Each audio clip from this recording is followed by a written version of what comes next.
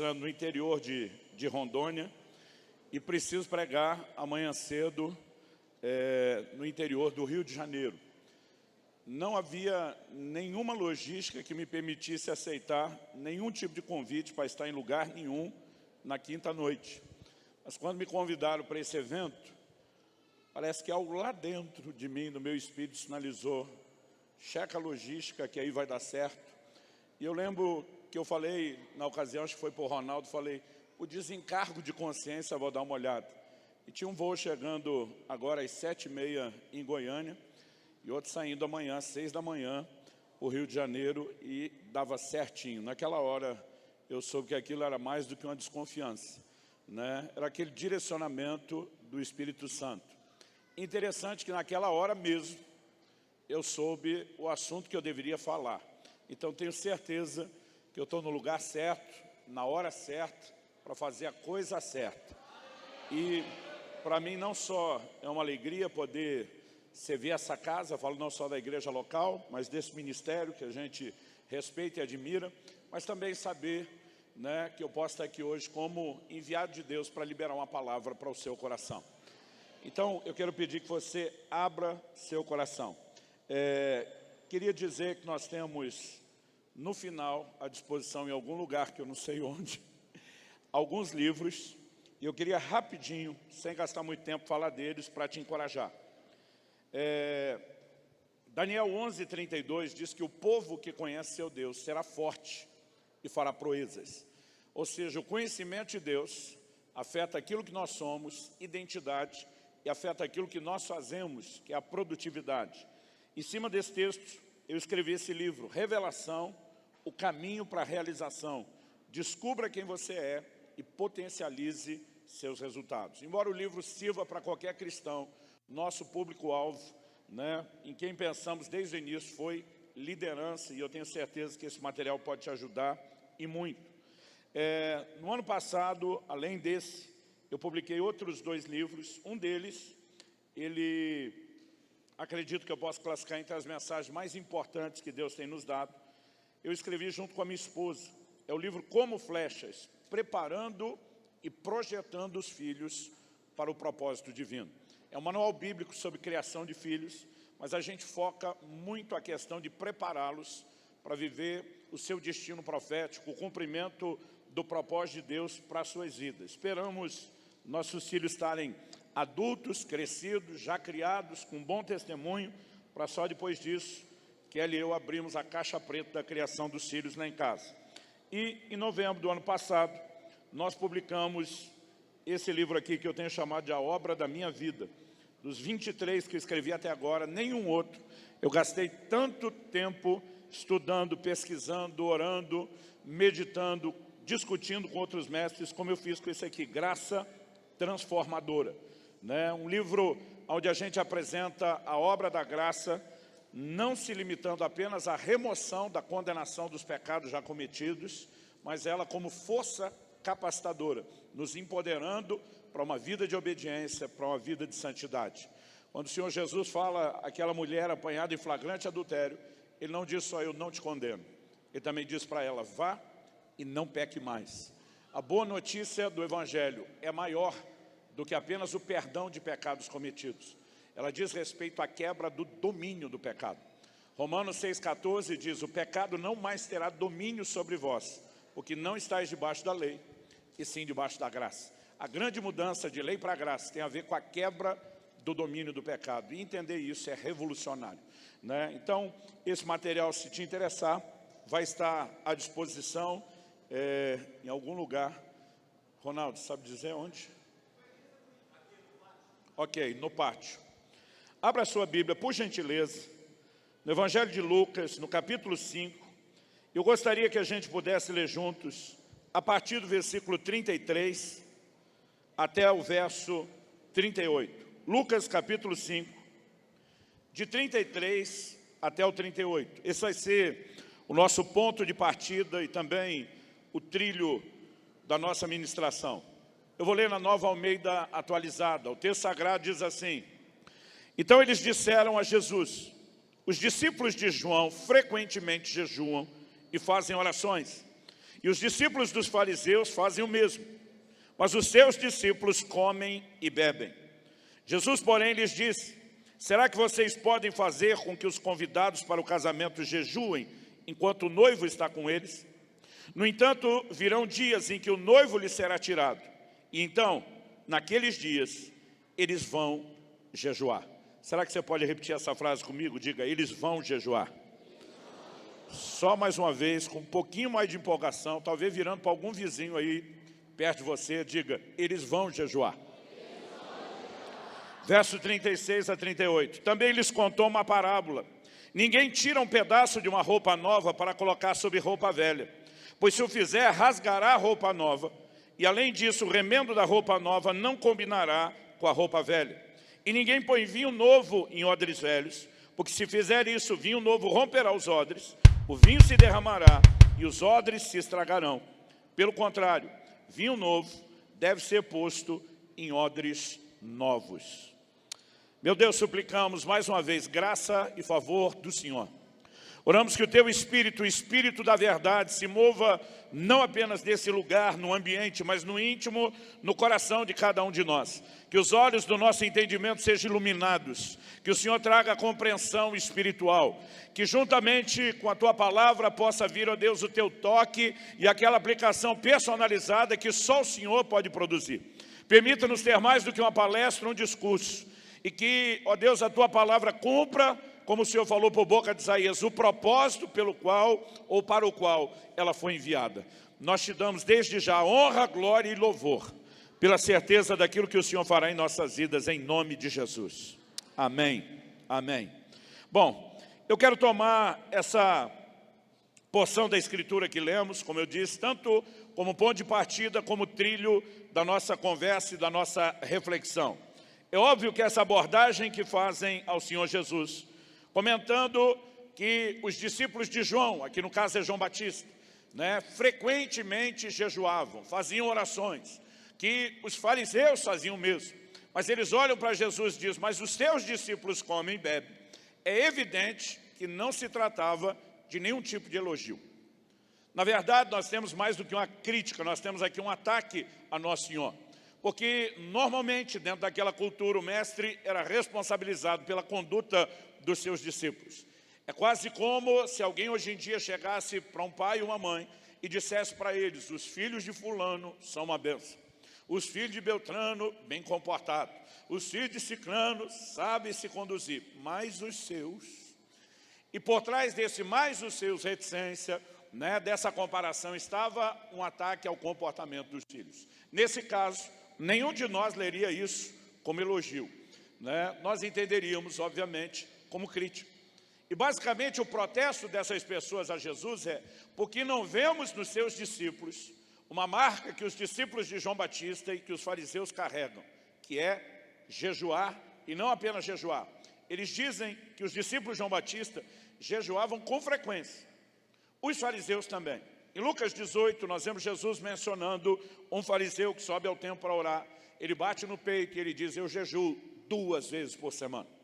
A tradição diz que eles jejuavam às segundas e às quintas-feiras.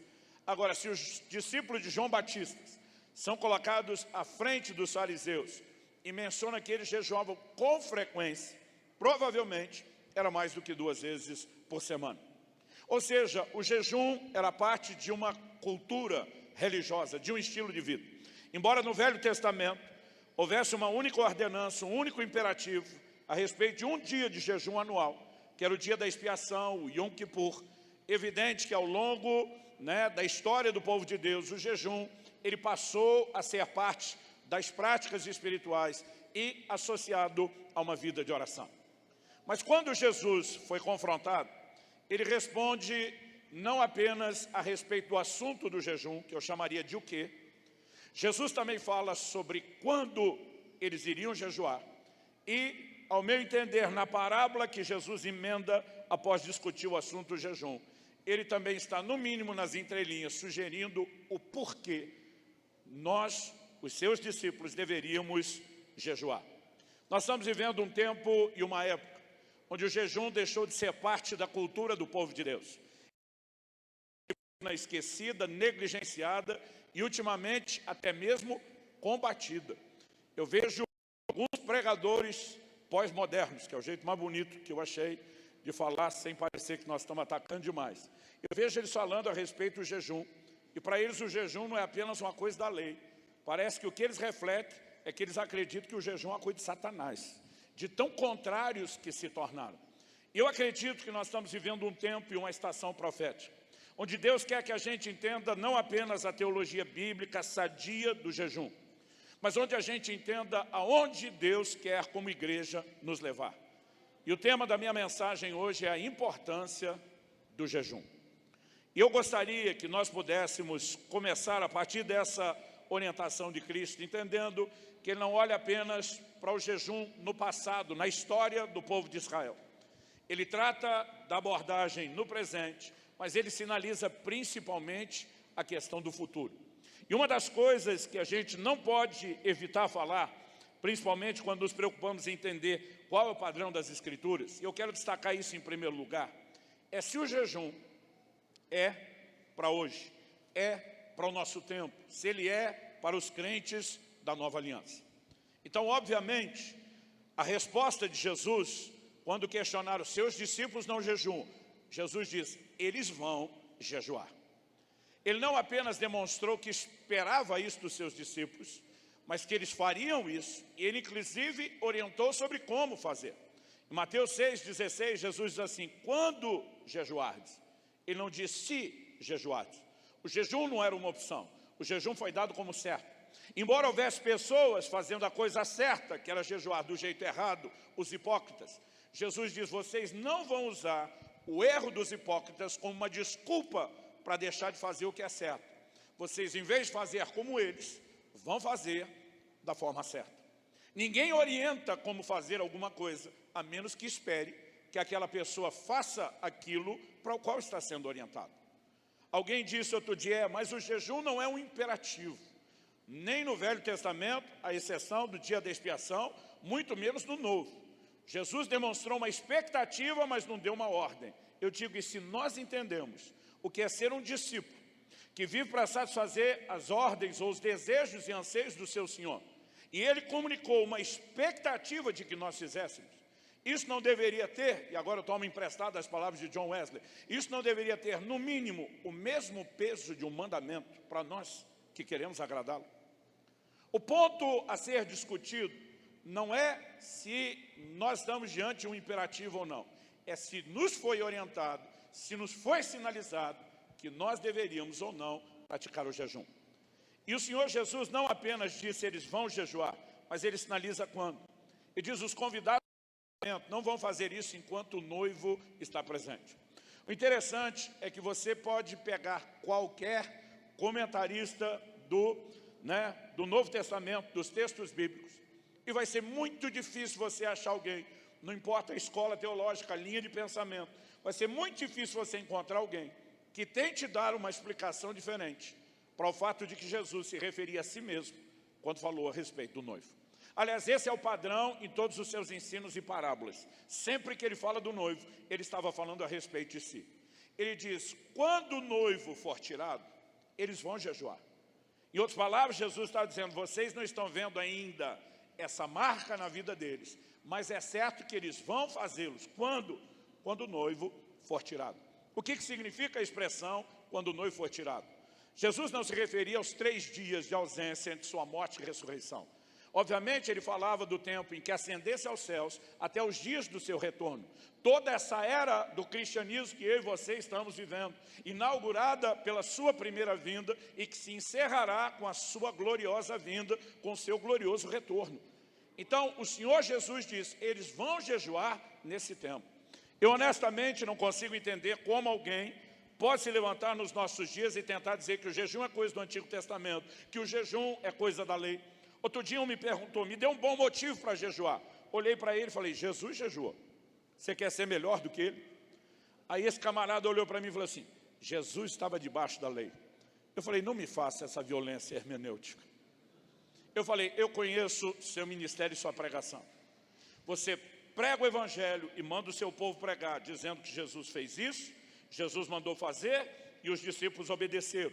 Falei, você estimula que ministre se cura, porque você diz, Jesus fez isso, Jesus mandou fazer, seus discípulos obedeceram. Agora, quando a gente fala que Jesus jejuou, mandou jejuar, e os seus discípulos obedeceram, porque os registros de Atos são incontestáveis sobre isso, eu falei, aí não vale mais. Eu falei, você deveria ser honesto com a sua linha de raciocínio.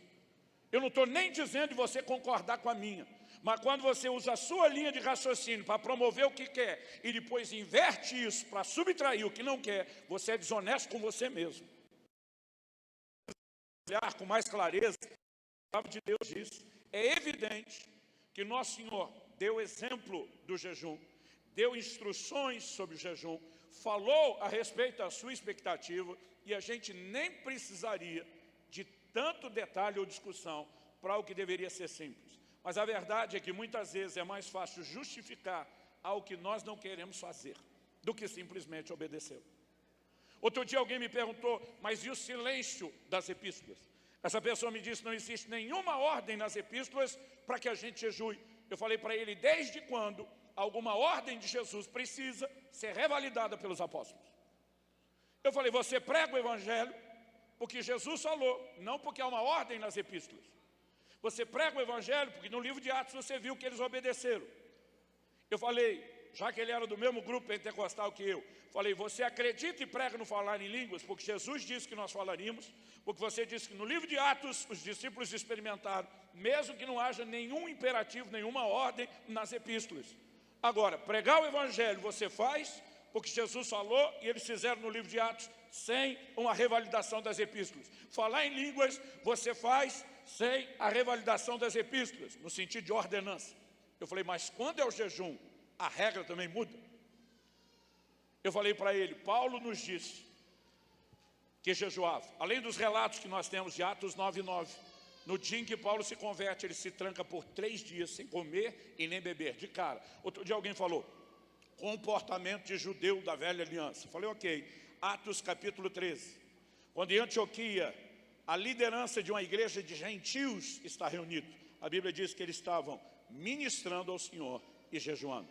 Atos 14:23 diz que por onde ele estabelecia igrejas entre os gentios, não entre judeus, eles estabeleciam presbíteros por meio de imposição de mãos e de jejum.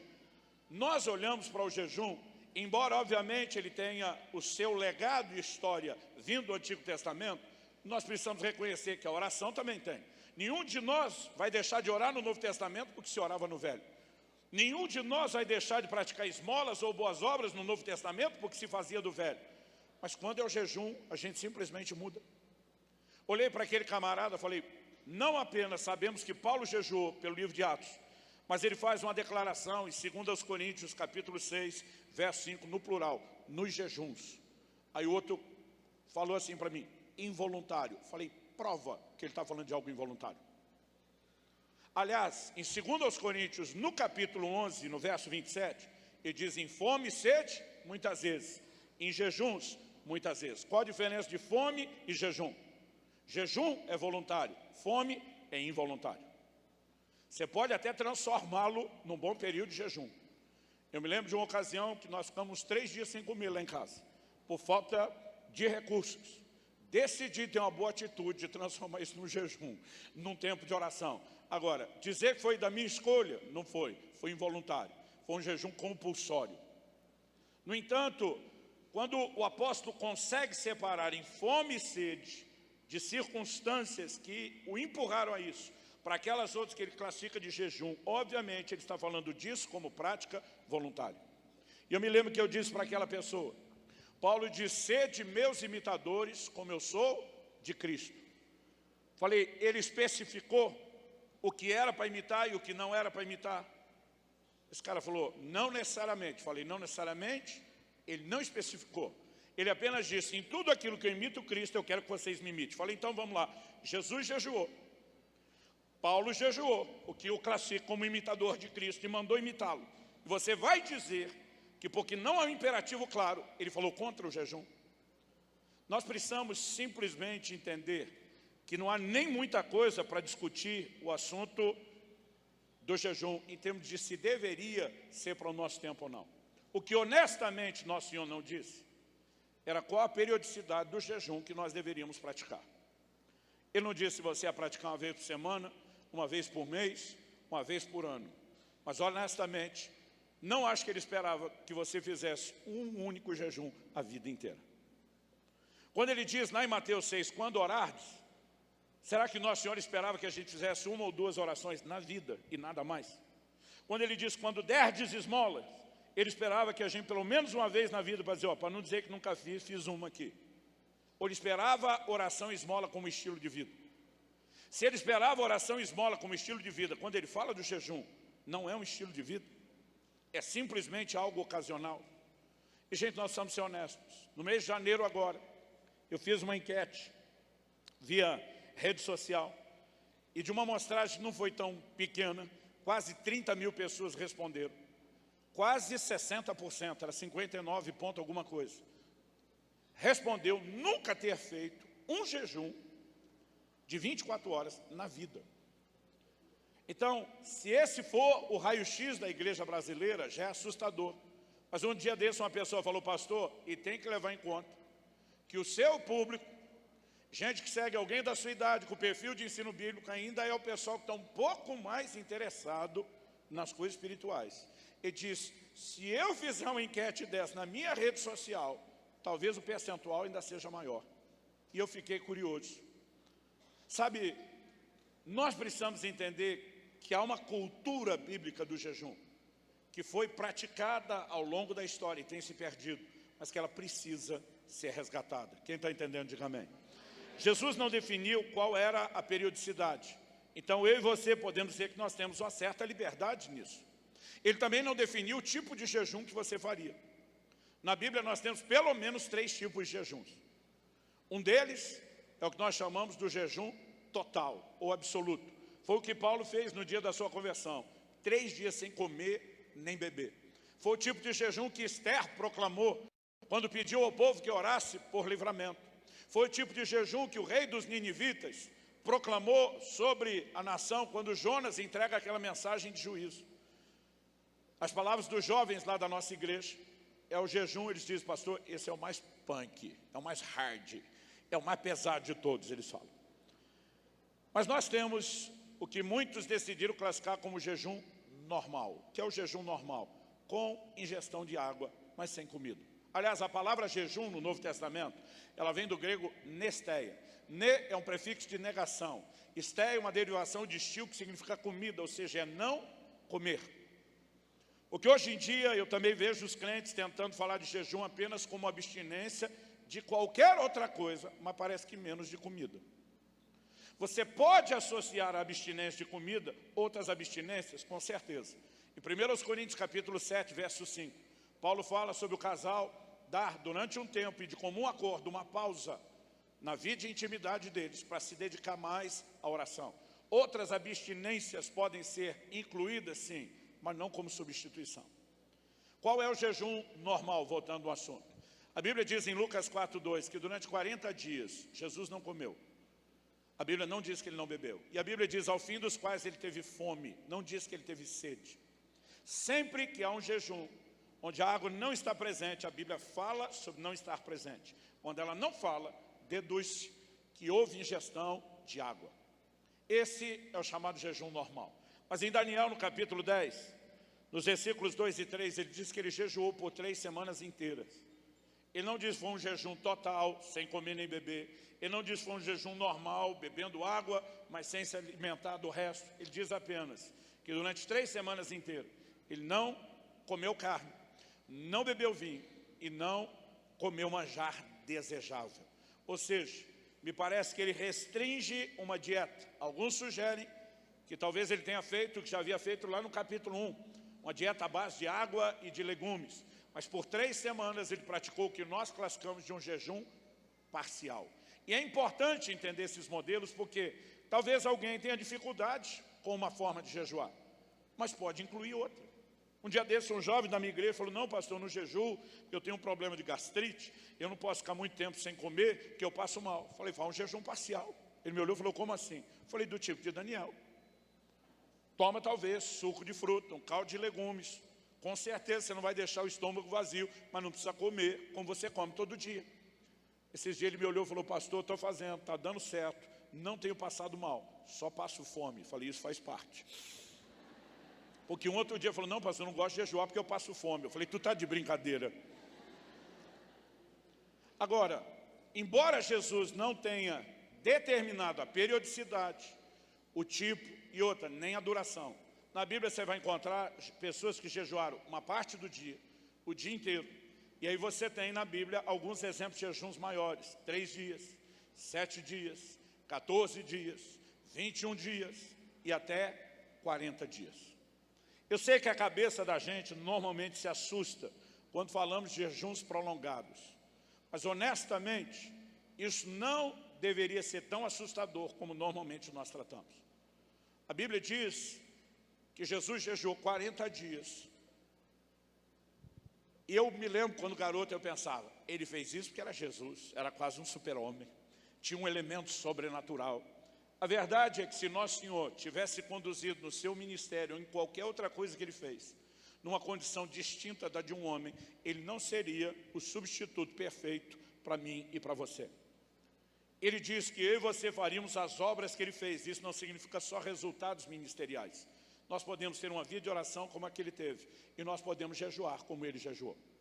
Não estou aqui te encorajando a começar por jejuns prolongados, se você nunca fez. Jejum prolongado, no meu entendimento, é o que nós temos que ter direção do Espírito Santo e, de preferência, acompanhamento médico. Eu já fiz 3 desses de 40 dias, todos debaixo de direção de Deus e com acompanhamento médico. Mas eu estou falando de algo que eu e você precisamos praticar. A primeira vez que eu jejuei, eu tinha 15 anos de idade. E eu pulei uma refeição só, o almoço, e ainda com medo de desmaiar, tomei o refrigerante. Eu lembro que alguém soube do meu jejum e esculhambou comigo. Falei, isso não é jejum, né? Isso é coisa de sem vergonha, jejum de verdade, não põe nem bala açucarada na boca. Vocês já tinham comido, pularam só o almoço e ainda tomaram refrigerante. Eu fiquei mal quando eu levei a bronca. Falei para Deus, desculpa aí. Nunca vi na Bíblia como é que funciona, só queria fazer a coisa certa. Eu e outros adolescentes, alguns jovens, estávamos com o coração apertado por um do nosso grupo, que era o único que ainda não tinha sido batizado no Espírito Santo. Esse cara já tinha pego tanta fila de oração que ele estava desanimado. Ele estava naquela vibe, Deus não me quer. Ele deu para todo mundo, só não me deu. Ele estava por um triste de desistir de tudo. Nós juntamos a turma toda que tinha recebido e dissemos, vamos orar para que fulano seja batizado no Espírito Santo hoje à noite. Estávamos no evento. Alguém disse, vamos fazer mais do que orar, vamos jejuar. Aí eu lembro que alguém falou, mas nós já tomamos café da manhã. Falou, mas nós jejuamos almoço. E vale? Claro que vale, jejum é não comer, não tem hora para começar ou terminar. Aí alguém falou, mas não morre não. Falou, morre nada, é uma refeição só. Outro falou, mas não desmaia. Falou, aí já não sei. Aí alguém deu a sugestão, então vamos tomar o refrigerante, para ter um pouco de energia, vamos. E aí nós pulamos. Agora, você sabe que adolescente tem 3 estômagos, a lei normal tem 1 em cada batata da perna, né? Então, um adolescente pular a refeição já devia ser visto como grande coisa, não como pouca coisa. E aquele dia nós não comemos, ficamos reunidos orando, intercedendo por ele. Levamos a bronca depois à tarde, eu tinha achado até que não tinha valido nada.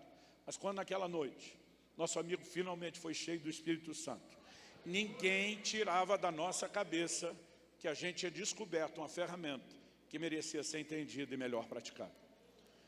Eu comecei com o tempo a subir, pular 2 refeições, pular as 3, fechar 24 horas. Depois fui conhecendo pessoas que compartilhavam seus jejuns. E aliás, uma vez eu fiquei assim, falei para meu pai, falei, olha, a geração de vocês faltou e muito com a nossa. Ele falou, por quê? Eu falei, eu nunca soube, que nem o senhor, meu pai além de crente era pastor, falei, eu nunca soube que o senhor jejuava, a não ser um jejum por ano, que toda a denominação fazia. Então era uma coisa pública, né, que era para orar por avivamento pela nação. Eu falei, eu nunca soube, porque vocês, em nome daquilo que Jesus falou, que não é para tocar trombeta, que não era para se aparecer, vocês foram para um outro extremo de esconder que jejuavam. Então a geração antes da minha acreditava que se falasse que jejuou já tinha pecado, né, que era algo que não podia. E eu lembro que um dia eu falei para o meu pai, como é que nós sabemos que Jesus jejuou os 40 dias? Ele estava sozinho no deserto. Se não é para falar, como é que essa notícia vazou? Como é que nós soubemos disso? E eu lembro que meu pai começou a rir, ele falou, um ponto interessante esse. Eu falei, é certo que em Mateus 6,1 Jesus começa dizendo que a gente não tem que fazer as coisas para ser visto pelos homens. Ele está falando de motivação. Mas em Mateus 5,16 ele diz, brilha a vossa luz diante dos homens, para que eles vejam as vossas boas obras e glorifiquem ao Pai que está nos céus. Falei, se a motivação, em vez de se promover e aparecer, for dar glória a Deus, tem que ser visto. Como é que nós fazemos o bem? Aliás, Paulo, na hora de selecionar, as viúvas seriam ajudadas pela igreja. Ele disse que tem o testemunho de boas obras. Se ela tivesse feito tudo escondido o tempo todo, como é que ela ia ser selecionada? Eu falei, é certo que alguém não pode ficar se promovendo em cima disso, mas deve haver um equilíbrio onde a prática inspire outros. Falei, discipulado, liderança envolve exemplo. Falei, se a nossa geração não via vocês jejuando, porque vocês escondiam, como esperar que a gente funcionasse nessa área? Então, muitas vezes nós vamos a extremos, e acredito que o que tem faltado é estímulo. E estímulo não vem só de alguém dizer que você tem que fazer. Quando eu comecei a conhecer pessoas que jejuavam mais de um dia, eu lembro que eu falei para um que jejuava 2, dizia, não morre não. Ele falou, estou vivo. Eu falei, nem desmaia. Ele falou, olha, comigo não. E aí eu me animei, vamos pular de 1 para 2, deu tudo certo. Eu lembro que eu encontrei um outro que jejuou 3 dias. Falei, tranquilo, tranquilo. Então vamos tentar os 3 dias. E assim eu fui indo aos poucos, estimulado por homens de Deus, que não faziam questão de se promover, mas que muitas vezes compartilharam experiências. Na verdade, a gente tem uma coisa na cabeça que nos assusta em relação ao jejum. Mas o jejum deve ser praticado. E eu quero te mostrar, não só que ele é para os dias de hoje, mas que Jesus, ele não só tocou no que e no quanto, mas ele deixou nas entrelinhas aqui um porquê nós devemos jejuar. Embora, particularmente, eu acredito que se ele só tivesse mandado jejuar, mesmo que a gente não entendesse o efeito que o jejum tenha, a gente já teria que obedecê-lo. Porque a verdade é que eu e você não precisamos entender os resultados do jejum. Nós só precisamos entender que nos foi mandado jejuar. Tudo que eu e você precisamos saber, em termos práticos, é que é para fazer. Então, por exemplo, em Marcos capítulo 4, no verso 26, Jesus diz, o reino de Deus é semelhante ao homem, que planta uma semente e ela brota sem ele saber como. A semente não brota pelo quanto que quem a plantou entende de germinação. Ela brota porque foi plantada, independente do conhecimento. Não importa se quem plantou é um engenheiro agrônomo, com todas as especializações na área de germinação, ou se alguém leigo como eu e você, a semente não brota pelo conhecimento. Não é porque a gente entende o processo, é se a gente aplica o processo. Quem está entendendo, diga amém. O jejum não vai dar resultado pelo tanto que você sabe dele, vai dar resultado se você fizer. Dá para entender a diferença? Mas, quando a gente sabe um pouco do que ele pode produzir, isso talvez gere estímulo, gere encorajamento. Porque a gente já não tem uma cultura forte do jejum nos nossos dias. E às vezes eu olho entre os que estão jejuando e ainda existe um entendimento errado.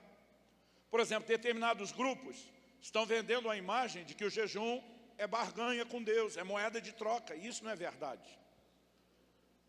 Eu aprendi aos 15 anos de idade que o jejum não muda Deus, mas o jejum muda você.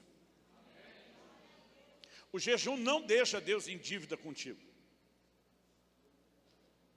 A Bíblia diz que Davi jejuou por 7 dias, prostrado, com a cara no chão, para que a criança, gerada da relação adúltera com Batseba, não morresse, de acordo com a sentença dada pelo profeta, pelo homem de Deus. Mas depois de 7 dias jejuando, Deus simplesmente ficou olhando para Davi, dizendo, vai morrer, vai morrer, vai morrer, não te devo nada, porque você jejuou. E a criança morreu. O jejum não é a maneira de coagir Deus a fazer algo que Ele não queira. É uma forma de nos alinharmos com Ele, experimentarmos a sua vontade. E se nós entendemos o jejum de forma correta, então isso vai fazer diferença. Então, para que a gente entenda um pouquinho melhor o assunto, eu gostaria que a gente voltasse no texto que lemos.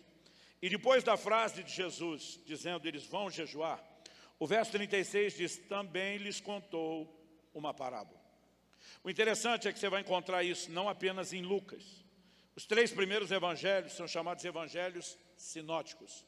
O padrão deles, de desenvolvimento da história de Jesus, como ela é contada, dos seus ensinos, são muito parecidos. O evangelho de João já é meio fora da caixinha, tem um estilo diferente. Esses 3 primeiros são chamados sinóticos, são parecidos. Em todos eles, Se você depois olhar o registro de Mateus 9, 14 a 17, Marcos 2, de 18 a 22, Jesus não só responde à comparação que é feita dos discípulos de João Batista jejuarem, dos fariseus, os dele não. A resposta que ele dá, quando o noivo for tirado, vão jejuar. Mas em todos eles, ele emenda com a mesma alegoria. Qual é a alegoria, a ilustração que Jesus dá, a parábola? Ele diz no 36, ninguém tira um pedaço de uma roupa nova para colocar sobre roupa velha, pois se o fizer, rasgará a roupa nova, e além disso, o remendo da roupa nova não combinará com a roupa velha. Quando o nosso Senhor diz ninguém faz, ele não está falando no sentido de possibilidade, que é impossível, que se tentasse não conseguiria. Ele está falando de bom senso. E vamos tentar pensar nisso, gente, com a mentalidade da época. Porque roupa hoje em dia virou artigo quase que descartável, pelo menos se comparado à época deles. Eles não tinham indústria têxtil, como eu e você temos. Eles não tinham as facilidades de acesso, né, a todo o material. A forma como eles criavam os fios era muito trabalhosa. E a verdade é que muita gente, simplesmente, às vezes só tinha a roupa do corpo. Muita gente não viajava como eu e você fazemos hoje em dia, com a mala cheia de roupa e de opções. Jesus disse para os discípulos, quando vocês forem pregar, não precisa levar outra túnica. Era para sair só com a roupa do corpo. Historicamente, isso não era algo estranho. Quando os gibeonitas chegam diante de Josué, contando aquela história, para simular que vieram de longe, diz, essas nossas roupas eram novas quando saímos de viagem. As sandálias também, e chegaram nesse estado. Por quê? Eles não tinham hotel no meio do caminho, dormiam no chão, no relento, lavava a roupa quando lavava o corpo tomando banho de rio, né? Muitas vezes esperava secar para voltar a viajar, às vezes saía com ela secando no corpo.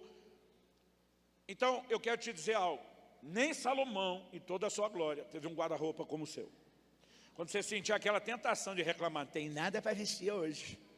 Lembra que nem Salomão, em toda a sua glória, teve um guarda-roupa. Aí Jesus diz, ninguém que tendo uma roupa velha, rota, remendada, rasgada, recebe a oferta de uma roupa nova, que sugere, e não precisa de muita inteligência, sugere o quê? Qual a solução prática? Eu estou com uma roupa velha, alguém me ofereceu uma nova, eu descarto a velha, troco pela nova, problema resolvido. Jesus diz, ninguém nessa condição, e olhar para aquela oferta da roupa nova e dizer, não preciso de tudo isso. Afinal de contas, só está faltando alguns pedaços. Então, em vez de pegar a provisão inteira, as pessoas diriam, corta só um pedaço ou outro disso aí, para eu remendar aqui, que aí está tudo certo. Mas, se ninguém faria isso no natural, por questão de bom senso, por que é que Jesus está tocando no assunto? Porque ele sabia que, espiritualmente, as pessoas fariam isso. Então, ele está usando a mesma lógica para dizer, como não se faz no natural, não deve se fazer no espiritual. Agora, vamos entender o que Jesus está dizendo? Ele está dizendo que quando o novo de Deus é oferecido, ele não pode ser adaptado na nossa velha estrutura. Sempre que Deus nos oferece algo novo, Ele está exigindo uma troca. Descarte o seu velho, assuma o meu novo. Não tente pegar uma parte do que eu ofereço para adaptar na sua, que vai dar ruim. Isso deveria nos levar a entender que Ele está falando da proposta do Evangelho. Roupas na Bíblia falam da condição do homem diante de Deus, de Gênesis a Apocalipse, literalmente. E ele está dizendo que o Evangelho vem nos trazer uma nova condição, mas que se a gente tentar adaptar a nova condição, a nossa velha estrutura, vai dar ruim. E aí, a parábola seguinte, ou desdobramento da mesma, é que Jesus diz, ninguém põe vinho novo em odres velhos. De novo, ele está falando de uma coisa nova, não ser adaptada numa estrutura velha. O vinho novo refere-se à obra nova de Deus. Mas o odre, que era um cantil feito com couro do animal, e como isso não é parte da nossa cultura, às vezes a gente não para pensar nisso. Você vai encontrar na Bíblia inteira, uma vez, um odre contendo água. Uma outra única vez, um odre contendo leite. Todas as outras referências sobre odre está relacionado com o vinho. Por quê? Quando o suco da uva era extraído da uva que foi pisado no lagar e era colocado num odre, ele precisava, aquela bolsa era lacrada, porque ao limitar o contato do suco com o oxigênio, eles simplesmente conseguiam controlar o processo de fermentação. Então, a fermentação, que transformava ele depois em bebida alcoólica, que era um processo natural, ela acontecia dentro da bolsa. Se o odre fosse velho, um couro já ressecado, a hora que começasse a fermentar e pegar pressão, ele não aguentava, ele iria arrebentar. Jesus diz, não se coloca o novo numa estrutura velha, porque essa história não termina bem. E deixa eu dizer uma coisa, me parece que nós não temos entendido isso.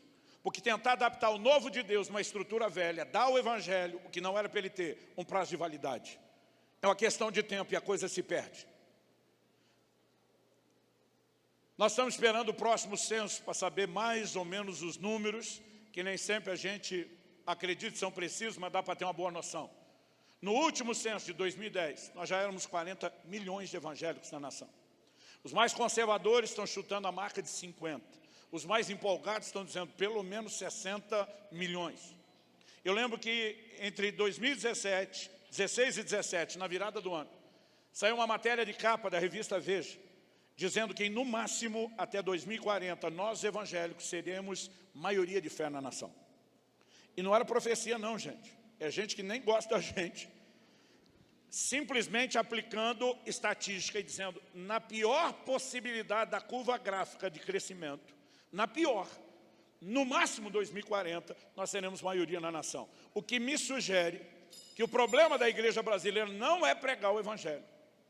Mas desde que nós éramos 30 milhões, ou seja, bem antes de 2010, nós temos uma estatística que vem se mantendo mais ou menos de pé. Para cada um crente firme que você tem dentro da igreja, você tem em média do lado de fora um desviado. E quem prega um pouquinho o Evangelho, sabe o quão sério é o que nós estamos falando. O tempo todo você esbarra em gente desviada do Evangelho. Num dos estados do Brasil, foi feita uma pesquisa e constatou-se entre população de presídios, algo entre 70% a 80% de pessoas que já haviam tido um contato não só com o Evangelho, mas com a igreja. Então a pergunta a ser feita é, por que a gente tem tido números como esse? É um Evangelho com prazo de validade. Se somos hoje 50 milhões, poderíamos ser 100 milhões, pelo menos. Mas de alguma forma as pessoas estão sendo levadas a acreditar que o novo de Deus pode se adaptar a uma estrutura velha de vida. Isso não é possível. Jesus está dizendo, se colocar o novo na velha estrutura, vai dar ruim, vai romper o odre e vai perder o vinho. Agora, de alguma forma, ele está relacionando essas duas declarações das vestes e dos odres com o jejum, em todos os três evangelhos. Ou seja, se você segue a regra de hermenêutica, as leis de interpretação bíblica, não dá para desassociar esse ensino de Jesus com a prática do jejum. Em todas as três vezes que ele aparece na Bíblia, ele está relacionado com o jejum.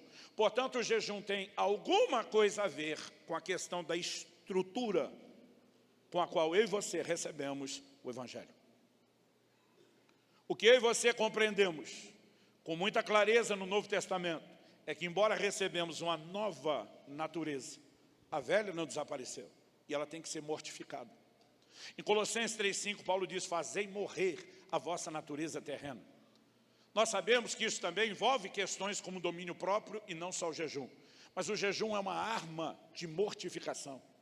Romanos capítulo 12 nos diz que no processo de transformação do crente, nós temos que apresentar os nossos corpos como um sacrifício vivo. A palavra sacrifício vivo é um paradoxo, porque sacrificar é matar. Como é que você mata algo que ao mesmo tempo continua vivo? Ele está dizendo mata, mas não mata literal. O que é que você mata? Faça morrer a natureza carnal. Eu me lembro aos 15 anos de idade, ouvindo declarações como, a carne não converte, tem que ir para a cruz. E quando eu olho para o jejum e vejo nele uma ferramenta de mortificação da carne, eu fico me perguntando por que é que nós deixamos isso tão distante da nossa prática de vida cristã. É lógico que não se trata apenas de mortificar a carne. Nós precisamos fortalecer o espírito. É por isso que o jejum tem uma irmã gêmea chamada oração, que aparece na Bíblia. Mas em Romanos 8,5, a Bíblia diz que os que se inclinam para a carne, cogitam, pensam das coisas da carne. Mas os que se inclinam para o espírito, cogitam, pensam das coisas do espírito. O lugar para onde você se inclina muda o seu chip, a maneira de você pensar. E quem jejua com frequência, regularidade, e principalmente faz jejuns prolongados, sabe o que eu estou falando? O centro de gravidade da Terra puxa para baixo. o centro de gravidade do reino de Deus puxa para cima. Buscai as coisas que são do alto, buscai as coisas que são de cima. No início do ano, Deus me deu a direção e entrei num outro período desses de 40 dias de jejum. É impressionante como as coisas materiais perdem importância. É impressionante para mim, e todos os meus jejuns prolongados. Meu temperamento é colérico. Para quem não sabe o que é, eu explico. Barraqueiro por natureza.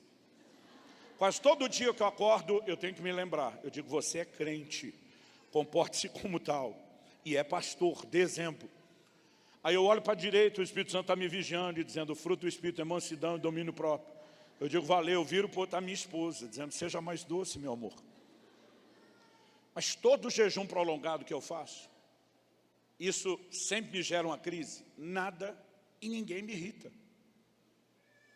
Minha esposa, quem conhece, sabe que é um doce de pessoa, mas nem ela aguenta, ela tira com a minha cara. Ela fala, quem é você? Quem está aí? O que você fez com meu marido? Que homem manso é esse? Sabe por quê? Algo muda dentro de cada um de nós. Aí de vez em quando um chega para mim e fala, não consigo perdoar. Eu digo, jejum uma semana, depois nós conversamos. De vez em quando vem e fala, pastor, não consigo vencer um vício sexual. Eu falo, jejua 10 dias, 2 semanas, depois nós conversamos. Mas a maioria de nós não tem entendido essa questão da mudança de estrutura. Ela não é toda feita automaticamente por Deus.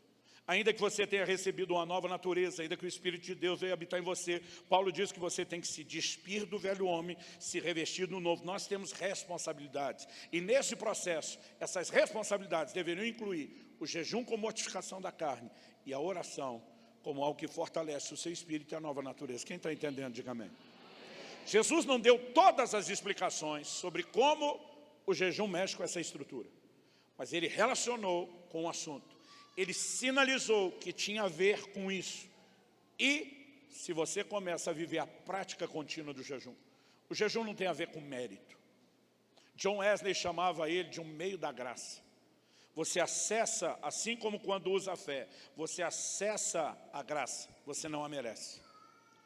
Mas se for devidamente praticado, vai produzir muita diferença na nossa vida. Quem está entendendo, diga amém. Eu queria pedir sua permissão para avançar um pouquinho. E nós vamos sair do leite para alimento sólido. Vamos falar de algumas coisas aqui que eu acredito que elas precisam da nossa atenção. Eu falei em primeiro lugar se o jejum é ou não para os dias de hoje. Acredito que isso é indiscutível. Segundo, nós tratamos a questão da estrutura. Mas em terceiro, eu quero voltar no que Jesus falou sobre o jejum estar relacionado com o período da ausência do noivo. Normalmente, quando a gente fala do período da ausência do noivo, a gente pensa só quando começou. Ou seja, o noivo ascendeu aos céus, o tempo de jejuar começou, mas eu e você precisamos entender que o tempo de jejuar termina com o seu regresso. Com o regresso dele, nós vamos ter as bodas, nós vamos ter festa, ele vai nos servir a mesa, e não é mais a hora de jejuar. Então, o tempo de jejuar é desde que ele partiu até que ele volte. Agora eu quero que você pegue essa frase, até que ele volte. E nós vamos pensar junto, qual é a importância do jejum no tempo do fim, como uma preparação para o regresso do nosso Senhor. Cristo não voltará sem que determinadas coisas que foram afirmadas pela Escritura aconteçam. Uma delas, em Atos capítulo 3, e não importa qual é a sua teologia, qual é a cronologia escatológica que você tenha. Em Atos 3, de 19 a 21, o apóstolo Pedro está pregando sobre Jesus e diz assim, arrependei-vos e convertei-vos, para que venham os tempos de refrigério da parte do Senhor. Ele diz, envie ele o Cristo. O que é envie ele o Cristo? Não é a primeira vinda. Ele está anunciando que Cristo já veio, morreu, ressuscitou, subiu aos céus, diz, envie ele o Cristo, o qual convém que os céus recebam, outra tradução diz, contenham, até o tempo da restauração de todas as coisas, das quais Deus falou pela boca dos seus santos servos, os profetas. Em outras palavras, o Cristo que já veio a primeira vez e ascendeu os céus, voltará. Mas a Bíblia diz que os céus vão segurá-lo, retê-lo, para que antes da vinda dele aconteça a restauração de todas as coisas que Deus falou pela boca dos seus santos servos, os profetas. Observe que o texto não está dizendo o cumprimento do que os profetas falaram, mas a restauração. Porque há profecias que já se cumpriram ao longo da história e vão ter a sua restauração, um cumprimento replicado no tempo do fim. E essas merecem a nossa atenção. Uma delas é ao que o apóstolo Pedro se levanta, referindo-se ao que Joel falou: e acontecerá nos últimos dias que derramarei do meu espírito sobre toda a carne, vossos filhos e vossas filhas profetizarão, vossos jovens terão visões, sonharão os vossos velhos. Ele se levanta no dia de Pentecostes e diz: o que está acontecendo aqui não é que esses homens estão bêbados a essa hora do dia, mas isso é o que foi dito pelo profeta Joel. E aí ele pega a profecia de Joel dizendo: está se cumprindo aqui. Mas quando Joel falou o que falou, não estava falando só para o futuro. A profecia de Joel teve cumprimento nos seus dias, boa parte do que ele falou. Mas lá na frente, no dia de Pentecostes, ela tem um cumprimento replicado. Mas Pedro se levanta, porque Joel disse: e acontecerá depois disso. Pedro se levanta e lê Joel falando assim: e acontecerá nos últimos dias. Isso não foi dito por Joel. Agora, Pedro, pelo Espírito, está interpretando que não só o que eles estão vivendo é o cumprimento do que Joel disse, mas que haverá um cumprimento replicado dessa profecia nos últimos dias. Até porque tem sinais nela que não se cumpriram no dia de Pentecostes. Joel diz: o sol se converterá em trevas, a lua em sangue, antes que venha o grande e terrível dia do Senhor. Isso não aconteceu no dia de Pentecostes. Aliás, esses são sinais relacionados com a vinda de Jesus. Em Mateus 24, 29, Jesus diz: logo em seguida a tribulação daqueles dias, o sol escurecerá e a lua não dará sua claridade. As estrelas cairão do firmamento e os poderes dos céus serão abalados. Então aparecerá no céu o sinal do Filho do Homem. Todos os povos da terra se lamentarão e verão o Filho do Homem vindo sobre as nuvens do céu com poder e grande glória. Então a vinda de Cristo será precedida por sinais como o sol escurecendo, mudanças acontecendo na lua. E Joel relacionou isso, assim como Jesus, os dias do retorno glorioso de Nosso Senhor. Em Apocalipse 6, versos 12 e 13, nós lemos: vi quando o Cordeiro quebrou o sexto selo. Houve um grande terremoto, o sol se tornou negro como pano de saco feito de cinza, e a lua ficou toda vermelha como sangue. As estrelas dos céus caíram sobre a terra, como a figueira deixa cair os seus cigos verdes, quando sacudida por um vento forte, e o céu recolheu-se como pergaminho, quando se enrola. Esses sinais estão relacionados com a vinda do Senhor.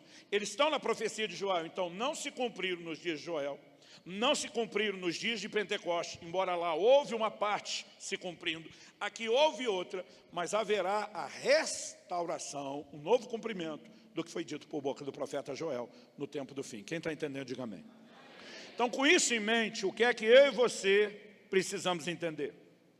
Quando Joel falou o que falou, ele também diz, se você quiser acompanhar, Joel capítulo 2, para a gente pelo menos ter um contexto, não vamos ler o livro todo, mas para pelo menos ter o contexto, a gente tem que começar no versículo 12 de Joel 2. Vou ler até o 17.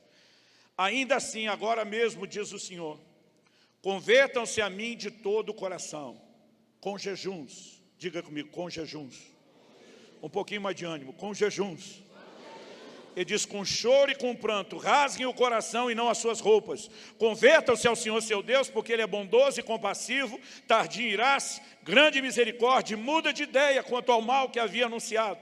Quem sabe, se Ele não se voltará, mudará de ideia, e ao passar deixe uma bênção, para que vocês possam trazer ofertas de cereais e libações ao Senhor seu Deus.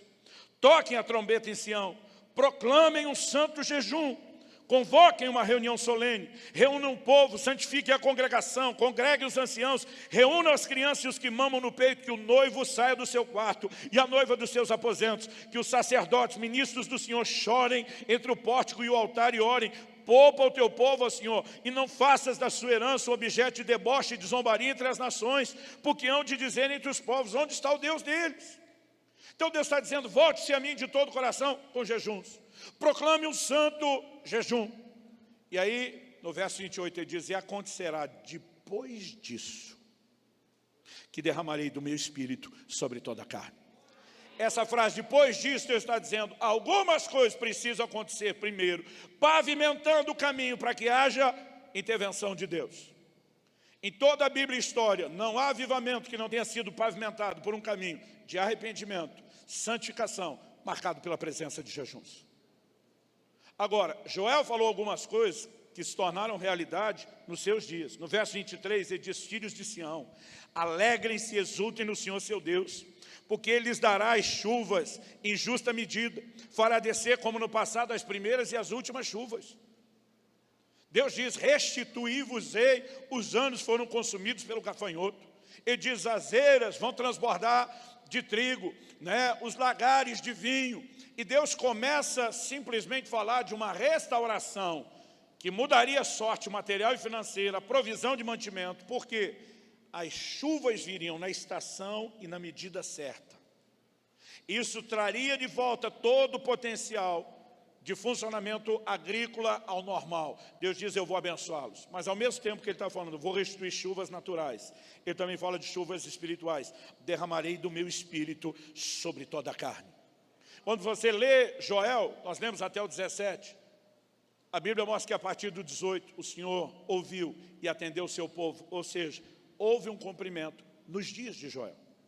Mas depois essa profecia tem um cumprimento replicado na parte espiritual das chuvas. No dia de Pentecostes, o derramar do Espírito Santo marca um novo tempo e uma nova estação na terra. Mas o que eu e você precisamos entender sobre a vinda de Jesus? Tiago capítulo 5, versículos 7 e 8 diz assim: portanto, irmãos, sejam pacientes até a vinda do Senhor. Porque eles estavam pedindo paciência. Desde a primeira geração, os crentes foram ensinados a viver na iminência do retorno do Senhor. Isso levou a alguns extremos.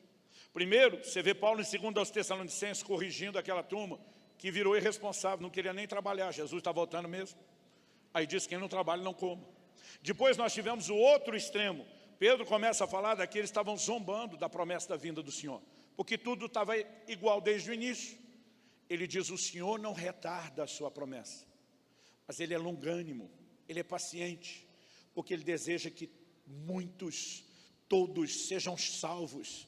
E aí ele está falando: olha, não vai ser tão rápido quanto estamos esperando, embora cada geração tenha que viver na iminência do seu regresso. E a razão pela qual não será tão rápido é porque ele está mirando uma colheita maior. Aí agora Tiago diz: sejam pacientes. Aí ele dá um exemplo de paciência. Ele diz: eis que o lavrador aguarda com paciência o precioso fruto da terra, até receber as primeiras e as últimas chuvas. Ou, como diz as traduções antigas, as chuvas temporãs e a serôdia. Sejam também vocês pacientes, fortaleçam o seu coração, pois a vinda do Senhor está próxima. Ele fala da paciência que um agricultor tem que ter como modelo de paciência para a gente. Então ele diz: o agricultor, ele tem que esperar as primeiras e as últimas chuvas. As primeiras amoleciam o solo para ser arado e o preparavam para receber a semente. Mas depois vinha uma estação de alguns meses sem chuva, até que então vinham as últimas chuvas. Quando as últimas chuvas vinham, elas iam acelerar o crescimento e a maturação do fruto e iriam potencializar a colheita para que se tornasse maior. Quando os ciclos das chuvas estavam regrados, então o potencial de colheita era muito maior e Deus prometeu: eu vou dar chuva em justa medida, a primeira, a última, elas vão respeitar o seu ciclo. E aqui, na hora de usar um exemplo de paciência, ele nos lembra disso. Mas eu particularmente creio que Tiago não deu só um exemplo de paciência, ele nos deu uma alegoria profética. A Bíblia relaciona Deus e o próprio Cristo como um lavrador. Nós somos o precioso fruto da terra. E a Bíblia diz que Ele está esperando com paciência que a terra receba não só as primeiras, mas as últimas chuvas. Assim como no dia de Pentecostes nós tivemos um grande derramar do Espírito. Me ouça com atenção.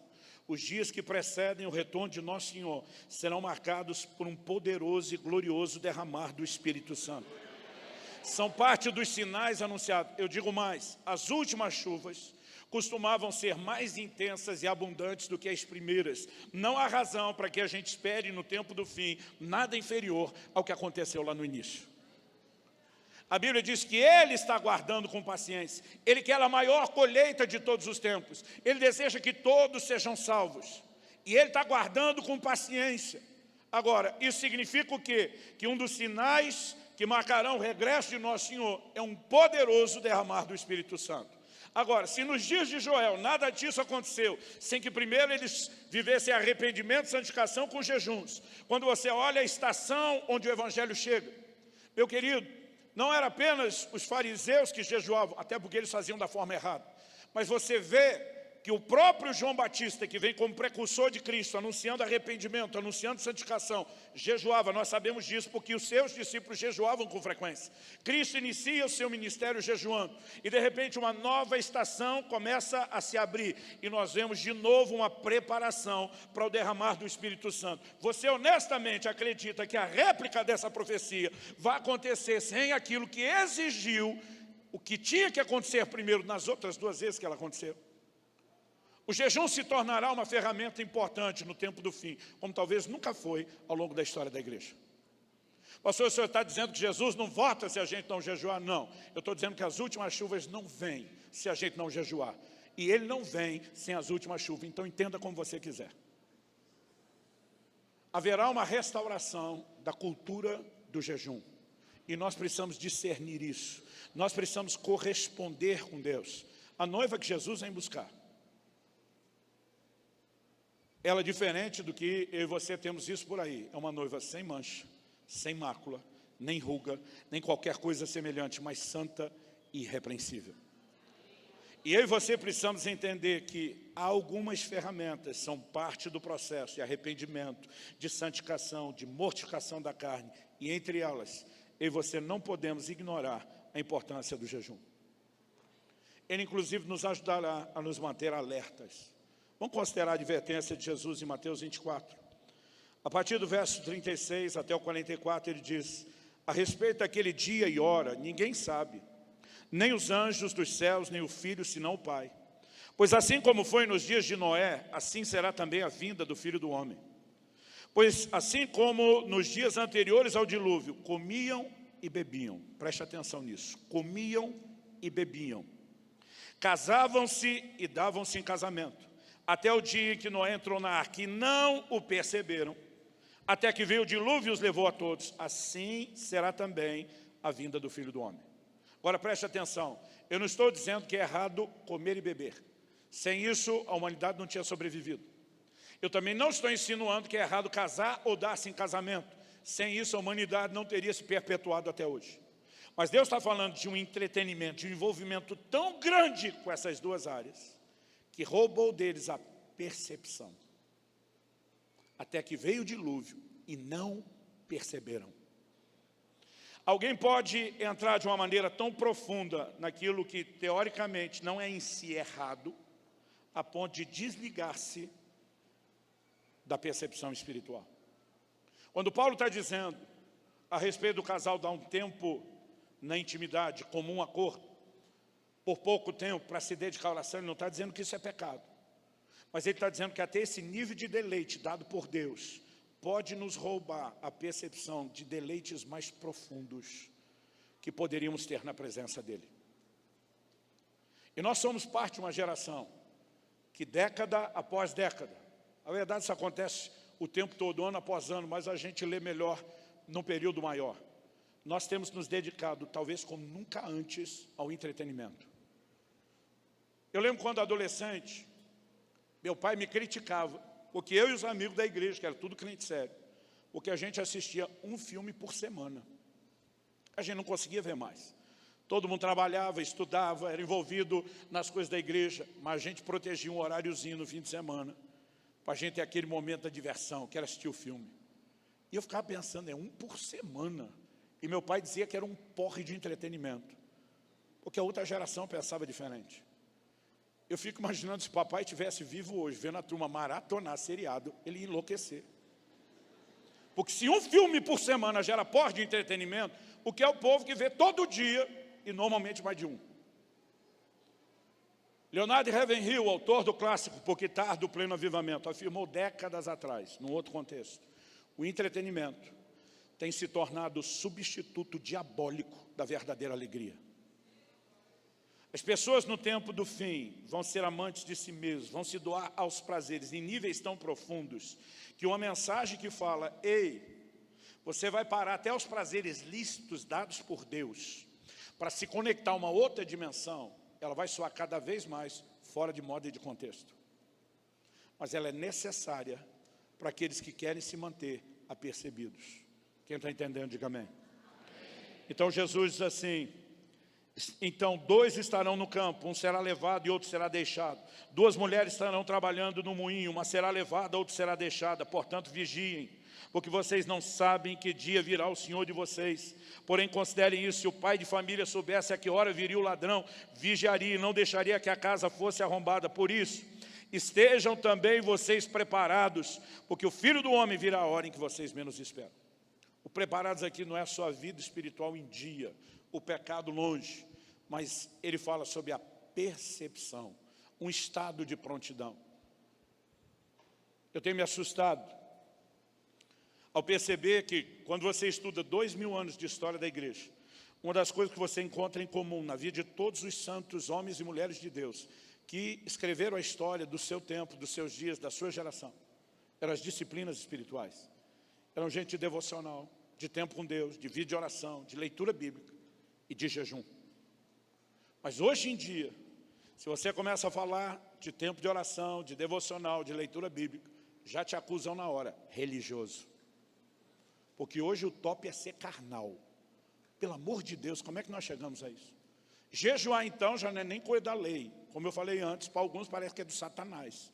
Porque eles brigam de um jeito contra isso, que eu me pergunto, como nós chegamos a esse ponto? Mas Deus sempre tem um povo no meio do seu povo. Sempre há um remanescente. Sempre tem 7.000 que não se dobraram. Deus sempre tem um ponto para escrever uma nova história, para trazer restauração. E a Bíblia diz, se alguém tem ouvidos para ouvir, ouça o que o Espírito diz. Eu creio, eu não vim aqui hoje apenas tentar trazer ensino bíblico. Eu estou trazendo uma mensagem profética de despertamento. Há um chamado e uma convocação de Deus para que a gente entre na prática do jejum, como talvez a gente nunca fez. Respeitar as limitações de cada um, gente. Outro dia um da igreja chegou para mim e falou, não, pastor, eu não posso jejuar. Falei, por que não? Ele falou, eu tomo medicamento que não pode ser tomado de estômago vazio, faz mal.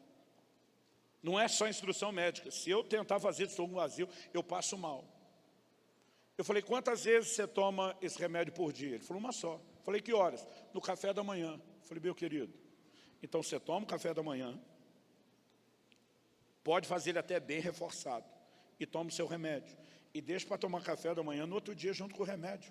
Você já jejuou 24 horas. Ele olhou para mim e falou, é mesmo. Ah, é que eu achei que o jejum tinha que começar de noite. Eu falei, cara, não tem hora, o jejum é seu. Lá na nossa igreja, nós criamos uma frase que todo mundo repete. Eu falo, inclusive, para eles repetir quando eu prego o assunto. Eu falo para eles, diga comigo, meu jejum, minhas regras. Porque sempre tem um fariseu querendo dar pitaco no jejum do outro, gente. Que nem aquela primeira experiência que eu e meus amigos adolescentes tivemos. Era o que a gente sabia, é o que a gente podia. Estava lá fazendo de bom coração. Mas o miserável vem dar pitaco. E o pior é que nem jejuava. Mas queria controlar o jejum dos outros. Então cada um pode dar o passo. Se você não tem a prática, começa devagar. Não se aventura. Tem uns crentes que eles não são nem 880, são 8800. Um dia desse um falou para mim, pastor, estou inspirado, hein? Vou fazer um de 40 dias que nem o senhor. Eu falei, quantos de um dia você já fez? Ele falou, nenhum. Falei, filho, vai devagar. Vai testando o seu corpo, os limites do seu corpo. Sabe, tem coisa, principalmente quando falamos de jejum prolongado, que não dá para falar tudo uma vez. Mas eu tinha 15 anos de idade. Eu lembro que eu ouvi Valnice Milhomes dizendo, cuidado com o jejum prolongado. Não faça em direção de Deus e tenha muito cuidado. E ela contava como depois de alguns dias de jejum, ela levantou depressa e desmaiou. Eu passei 30 e tantos anos jejuando, pensando, eu não posso desmaiar, eu tenho que cuidar para não desmaiar. Porque depois de alguns dias, quando você levanta depressa, você sente, como diz a moçada lá da igreja, que dá tela preta. Falta energia. E a mulher agora, no mês de março, estava fazendo um jejum de 10 dias. No 6º dia, ela estava se sentindo tão bem, esqueceu. Levantou correndo, literalmente correndo. Não foi que ela só levantou depressa. Acordou no chão. Aí disse, primeira vez na vida que eu desmaiei. Eu falei, amor, faz 30 e poucos anos que eu falo disso. 26 que você está casada comigo, me ouvindo falar. Ela falou, pois é, esqueci que eu estava jejuando. Então, é importante que você vá devagar. Descubra e entenda os mecanismos do jejum. Descubra os limites do seu corpo. Anos atrás, eu lembro que eu estava reclamando com um pastor que caminhou conosco por muitos anos. Ele me mentoriou no início do meu ministério e agora, no final, nas últimas, uma década e meia, ele veio servir na nossa equipe. Francisco era um homem de oração. Fazia jejuns de 30, 40 dias, quando eu nunca tinha passado de 7 e já tinha essas experiências. E eu lembro que um dia eu falei para ele, falei, olha, o ruim do jejum prolongado é os primeiros dias. Eu falei, a dor de cabeça, a irritação, o mal-estar, a falta de foco, de energia, isso acaba com a gente. Eu lembro que ele olhou para mim e falou, primeiro lugar, porque vocês não se alimentam direito. Comem um monte de porcaria, um monte de processado, um monte de industrializado, e não limpa o corpo de tempo em tempo. Ele falou, o sofrimento do jejum é a limpeza do corpo. Ele disse, se você não quer pelo menos viver uma alimentação saudável, podia ter a inteligência de se preparar. Eu falei, como é que é? Ele falou, eu não tenho dor de cabeça com jejum. Eu falei, não, você está de brincadeira. Ele falou, não tenho. Eu falei, me dá a manha. Ele falou, pelo menos de 5 a 7 dias antes de um jejum prolongado, tire carne vermelha. Nem todos têm problema com isso, mas a maioria tem. Café, ou alguns chás que tem muita cafeína. Açúcar, alguns tipos de carboidrato. Ele falou, vá mudando a alimentação, vá aumentando fibras para alimentar, para limpar o intestino. Ele disse, eu faço uso, mas é bom que você consulte um médico. Então, vou te dizer o mesmo, apesar de você comprar sem prescrição médica na farmácia, eu uso, mas tem acompanhamento médico, carvão vegetal, ele ajuda a limpar. Eu fiz agora, antes de entrar no meu último, 7 dias, quebrando a cada 24 horas. Todo esse período sem já um monte de coisa. Depois de 7, mais 3 dias com suco detox, para depois começar o jejum na água. Quando entrei, não tive dor de cabeça nenhuma. Então, com o tempo, você vai aprendendo como é que funciona a dinâmica do seu corpo. No meu último jejum de 40 dias na água, eu treinei 28 vezes.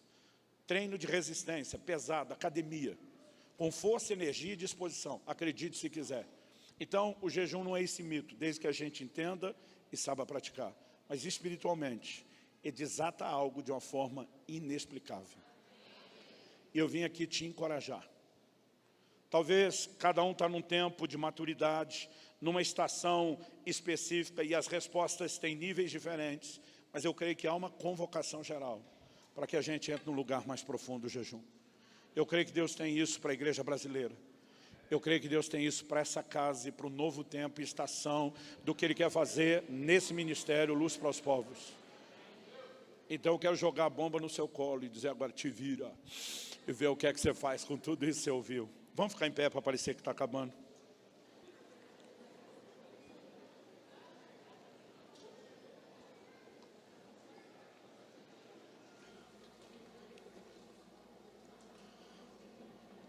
Eu sei que o assunto... Outro dia alguém falou, pastor, quanto mais jejum, com mais dúvida eu fico. O assunto faz a gente pensar em muita coisa. Abri um dia desses uma caixinha de perguntas no Instagram, só sobre jejum. Parei de responder na de número 184. Aliás, se você tiver paciência, que aí você precisa de mais do que curiosidade, nós deixamos nos destaques lá do meu Instagram, tudo salvo, essas perguntas e respostas. Né? São 184 de 15 segundos, para você dar uma espiada lá.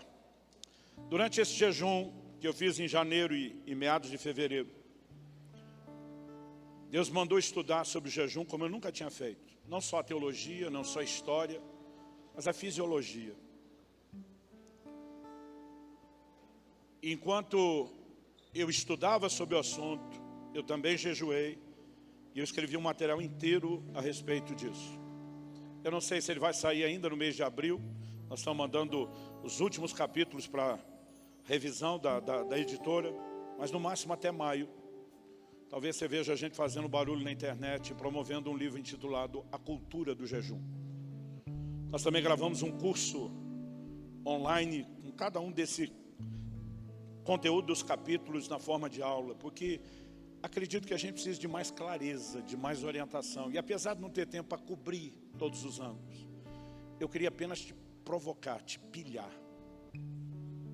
Tentar deixar você com fome de jejuar. Outro dia alguém me disse, pastor, o senhor tem tido experiências com Deus a partir do jejum? Eu falei, tenho. Ele falou, o senhor fala pouco. Eu falei, eu não quero estimular ninguém a buscar apenas experiências. As experiências são, a gente pode classificar como bônus, mas não são um propósito. Aí um falou, mas me dá um exemplo. Eu falei, te dou um exemplo. Agora, no dia 13 de fevereiro, quando depois dos 40 dias eu fiz a primeira refeição, se é que dá para chamar de refeição, uma pastinha de nada, porque há uma probabilidade maior de alguém passar mal quando volta do que quando está jejuando. Jejum prolongado tem que ter muito cuidado na volta. Aí quando eu comi aquela coisazinha simbólica, e simplesmente estava ali agradecido a Deus por mais um período desse. Eu lembro que isso foi entre o terceiro e o quarto culto que nós temos domingo na igreja. Eu saí para resolver alguma coisa. E eu tinha feito uma oração no período final do jejum. Eu falei, Deus, eu quero ver um milagre nessa área. E eu quero ainda te dar trabalho e dificultar, para ter certeza, assim, que isso não tem a menor probabilidade de ser coincidência. E eu dificultei todo o processo para Deus. Falei, vai ter que acontecer dessa forma, dessa maneira. Gente, não me diga que é coincidência. Eu entreguei o jejum, me levantei. Uma pessoa me abordou e disse, pastor, Deus mandou te procurar e falar com o senhor a respeito disso. E eu vi a resposta exata daquela oração. E aquele camarada, em outras palavras, estava me procurando debaixo de uma ordem de Deus. Não tinha como ele saber o que sabia, menos que Deus tivesse falado com ele. E ele deu a maior oferta que eu já recebi na minha vida para um projeto ministerial. O tempo todo eu tenho visto experiências diferentes. Mas lá no início eu queria jejuar para ter experiência. As experiências são bônus, mas elas não são propósito. O propósito é ter essa nossa estrutura sendo mudada. E isso é o que no final das contas vale a pena. Então, intencionalmente eu tenho falado menos e tenho tentado despertar você para alcançar os resultados que o nosso Senhor espera. Mortificação da carne, a quebra da força da velha estrutura e a preparação para recebermos e vivemos o novo de Deus. Você recebe essa palavra em nome de Jesus? Alguém tem que tirar esse microfone de mim, se quiser terminar essa reunião. Foi um prazer servi-los na mesa do Senhor. Nós vamos orar, mas receba esse encorajamento em nome de Jesus.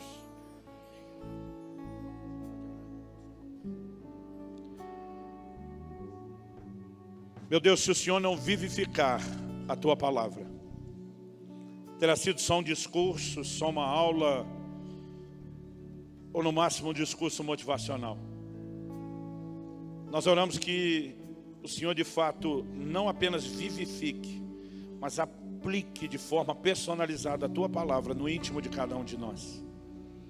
Que os nossos ouvidos estejam apercebidos para aquilo que é uma convocação coletiva e para aquilo que for uma convocação pessoal, e que nós possamos corresponder contigo. Que venham dias de rompimento, que venham dias de frutificação num novo nível, que venham dias de avanço e conquista, não só na vida dos meus irmãos, mas na vida dessa casa e desse ministério. Nós oramos em nome de Jesus e para a glória de Deus. Amém. Amém.